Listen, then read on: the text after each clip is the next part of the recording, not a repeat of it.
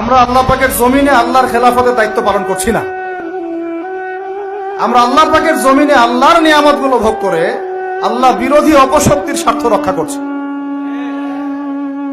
না হলে বাংলাদেশের মতো জায়গায় কেউ টেন্ডার চালু করতে পারে?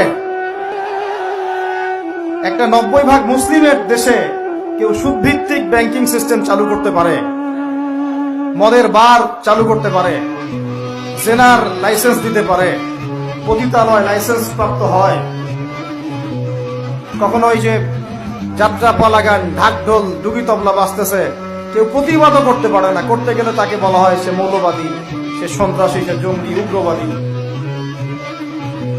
তো আমরা যদি আল্লাহ পাকের জমিনে আল্লাহর খেয়ে আল্লাহর পরে আল্লাহ পাকের সব নিয়ামত ভোগ করে এই যদি হয় আমাদের অবস্থা, তাহলে আমাকে আপনি বলেন যে আল্লাহ পাকের কি বয়ে গেছে যে আমাদের হাতে আল্লাহ পাক এই দুনিয়াতে বিজয় দিবে?